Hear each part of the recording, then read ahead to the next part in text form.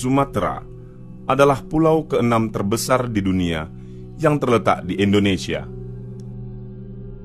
Pulau ini dikenal pula dengan nama lain, yaitu Pulau Perca, Andalas, atau Swarnadwipa, yang dalam bahasa Sangsekerta berarti Pulau Emas. Kemudian, pada prasasti Padang Roco tahun 1286 dipahatkan Swarna Bumi, yang dalam bahasa Sangsekerta berarti tanah emas, dan Bumi Malayu berarti tanah Melayu untuk menyebut pulau ini.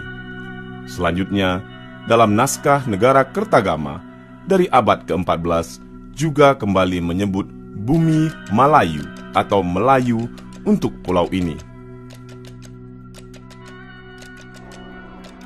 Riau adalah sebuah provinsi di Indonesia yang terletak di bagian tengah Pulau Sumatera atau berada di bagian tengah pantai timur Pulau Sumatera, yaitu di sepanjang pesisir Selat Melaka. Banyak sejarah yang menjanjikan Provinsi Riau hingga saat ini, mulai dari penemuan dan perjuangannya. Dalam masa prasejarah, Riau diduga telah dihuni sejak masa antara 10.000 hingga 40.000 sebelum Masehi. Kesimpulan ini diambil setelah penemuan alat-alat dari zaman Pleistosen. Pleistosen adalah suatu kala dalam skala waktu geologi yang berlangsung antara 1.808.000 hingga 11.500 tahun yang lalu. Di daerah aliran Sungai Singingi di Kabupaten Kuantan Singingi, alat batu yang ditemukan antara lain kapak atau penetak, perimbas, serut, serpih, dan batu inti yang merupakan bahan dasar pembuatan alat serut dan serpih. Kerajaan Kandis. Kerajaan Kandis ini semula berpusat di Betung, kemudian pindah ke Sintuo di Taluk Kuantan. Kerajaan Kandis kemudian berganti nama menjadi Kuantan. Pembuktian ini ditemukannya peninggalan purbakala di area Kampung Betung, Lubuk Jambi, yang dikenal sebagai area Padang Candi. Di area tersebut ditemukan 2 lempeng emas yang beraksara Jawa kuno dan bahasa Sangsekerta. Kisah tentang Kuantan ini dikemukakan oleh Tun Sri Lanang dalam kitab Sulatus Salatin atau Sejarah Melayu.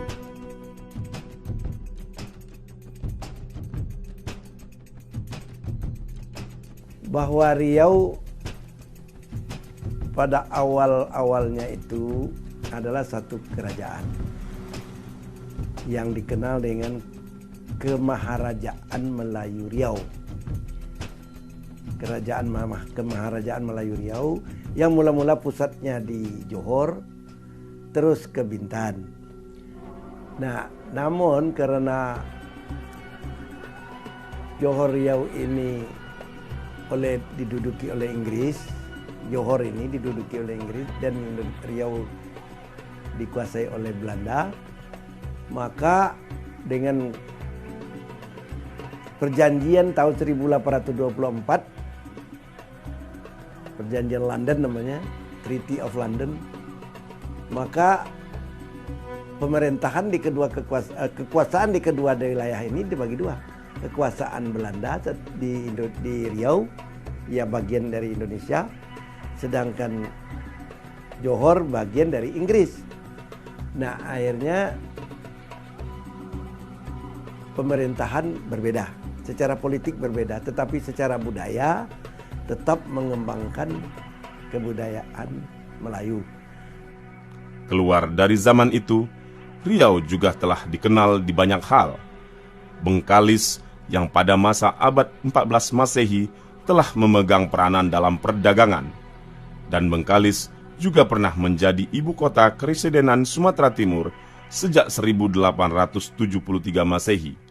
Bagan Siapi-api yang sampai Perang Dunia Kedua penghasil ikan nomor 2 di dunia. Sungai-sungai besar yang ada di Riau tidak hanya menjadi jalur transportasi hulu hilir, hilir dan hulu, tetapi dia juga menjadi bagian pembentuk kebudayaan Melayu di kawasan Provinsi Riau ini, termasuk kota Pekanbaru. Kebudayaan seperti apa yang dibentuk oleh sungai itu?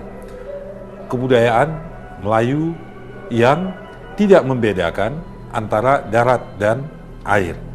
Kebudayaan Melayu yang mempersatukan tanah dan air sekaligus. Hampir tidak ada perkampungan di Riau ini di masa lampau yang tidak berada di tepi sungai.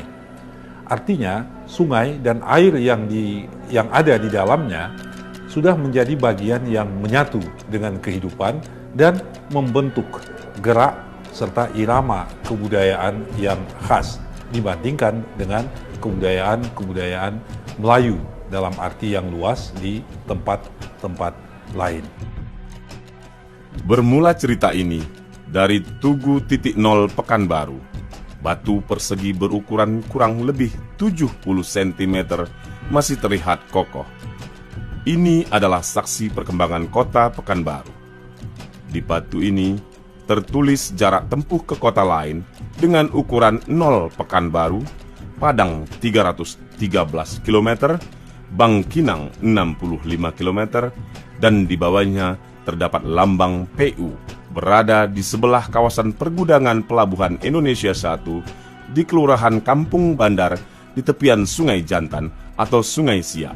Asal mula Senaplan ini adalah bahan cikal bakal dari Pekanbaru itu sendiri.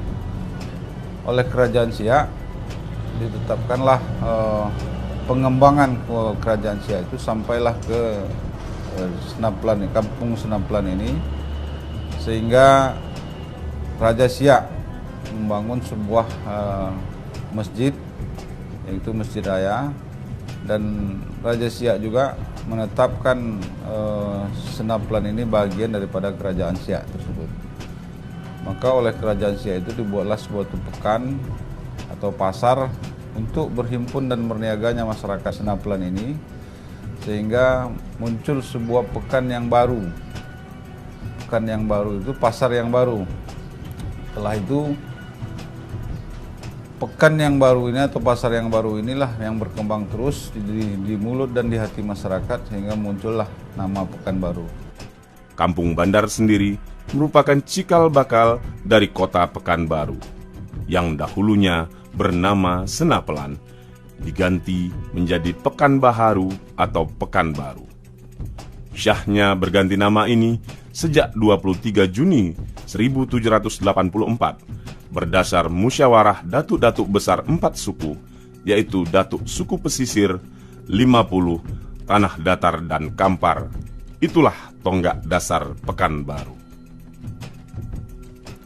Mulanya, Senapelan berupa ladang yang lambat laun berubah menjadi perkampungan.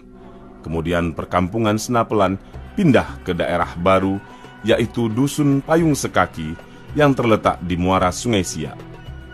Sejarah-sejarah ini dapat dilihat sebagai bukti peninggalannya dengan adanya peninggalan secara fisik dan budaya masa lalu yang tak ternilai harganya. Jejak rekamnya dalam bentuk seni arsitektur bangunan, nama jalan dan kampung, peristiwa sejarah, atraksi budaya, dan simbol-simbol budaya. Bandar Senapelan merupakan sebuah laman sejarah yang telah terpatri pada abad ke-18 silam. Kesejarahan telah mencatat Bandar Senapelan pernah jadi ibu kota kerajaan Siak di tahun 1762 hingga 1766 semasa Sultan Abdul Jalil Alamuddin Shah Sultan Siak IV. Dan jadi ibu kota provinsi negeri Pekanbaru Kerajaan Siak semasa Sultan Syarif Hasim seperti yang tertuang dalam pasal 8 Bab Al-Qawaid Kitab Undang-Undang Kerajaan Siak semasa Sultan Syarif Hasim pada tahun 1898. Dan tidak dapat dipungkiri lagi, cikal bakal Pekanbaru adalah di Kampung Bandar Senapelan. Ini dibuktikan dengan adanya makam tokoh pendiri Pekanbaru, yaitu marhum Pekan, makam marhum Bukit, Masjid Raya Senapelan, dan lainnya. Dengan ditemukannya Tugu Titik Nol di kawasan Pelindo, Kelurahan Kampung Dalam, semakin menguatkan kesejarahan Bandar Senapelan untuk kembali berbenah dan mengikrarkan dirinya sebagai tapak awal sejarah Pekanbaru. Jejak-jejak sejarah peninggalan sejarah dan cagar budaya itu antara lain tapak awal Masjid Nur Alam, gerbang Masjid Raya Senapelan, mimbar Masjid Raya Senapelan, sumur tua Masjid Nur Alam, tiang 6 Masjid Raya Pekanbaru, rumah Tuan Kadi Sultan Siak, Tugu Titik Nol Pekanbaru, tapak terminal lama Bom Baru, tapak jembatan ponton, dan lainnya. Kampung Bandar Senapelan yang kaya peninggalan warisan sejarah dan budaya juga menyimpan warisan budaya etnis lain, seperti di Kelurahan Sago, yaitu ditemukannya Kitab Dalai Lama, sebuah manuskrip kitab kuno peninggalan Dalai Lama yang berusia lebih dari 100 tahun di perkampungan Tionghoa Melayu, tepatnya di Wihara Triratna Buddhist Center, Jalan Karet, Pekanbaru. Pekanbaru ini berkembang sedemikian rupa pesatnya. Yang dahulunya penduduknya hanya homogen pada satu suku saja, sekarang heterogen pada banyak suku. Dan perkembangan inilah yang mungkin membuat Pekanbaru ini menjadi sebuah kota metropolitan pada saat ini dan yang sudah berpenduduk lebih dari 1 juta jiwa. Kota Pekanbaru memiliki posisi strategis berada pada jalur lintas timur Sumatera. Kota ini dibelah oleh Sungai Siak yang dahulunya disebut Sungai Jantan yang mengalir dari barat ke timur dan berada pada ketinggian berkisar antara 5 hingga 50 meter di atas permukaan laut. Sebelum tahun 1960, Pekanbaru hanyalah kota dengan luas 16 km persegi, yang kemudian bertambah menjadi 62,96 km persegi dengan 2 kecamatan, yaitu Kecamatan Senapelan dan Kecamatan 50. Selanjutnya, pada tahun 1965 menjadi 5 kecamatan dan tahun 1987 menjadi 8 kecamatan dengan luas wilayah 44.600,50 km persegi. Setelah pemerintah daerah Kampar menyetujui untuk menyerahkan sebagian dari wilayahnya untuk keperluan perluasan wilayah Kota Pekanbaru, yang kemudian ditetapkan melalui Peraturan Pemerintah Republik Indonesia Nomor 19 Tahun 1987. Kemudian pada tahun 2003, jumlah kecamatan pada kota ini dimekarkan menjadi 12 kecamatan. Saat ini, Pekanbaru terdiri dari 12 kecamatan, yaitu Kecamatan Bukit Raya, Kecamatan 50, Kecamatan Marpoyan Damai, Kecamatan Payung Sekaki, Kecamatan Pekanbaru Kota, Kecamatan Rumbai, Kecamatan Rumbai Pesisir, Kecamatan Sail, Kecamatan Senapelan, Kecamatan Sukajadi, Kecamatan Tampan, dan Kecamatan Tenayan Raya. Dari seluruh kecamatan yang ada, jumlah kelurahan Pekanbaru saat ini adalah 60 kelurahan. Sejak tahun 2010, Pekanbaru telah menjadi kota ketiga berpenduduk terbanyak di Pulau Sumatera setelah Medan dan Palembang. Laju pertumbuhan ekonomi Pekanbaru yang cukup pesat menjadi pendorong laju pertumbuhan penduduknya. Keberagaman penduduk Pekanbaru ini juga salah satunya adalah perkembangan ekonomi secara luas. Etnis Minangkabau merupakan masyarakat terbesar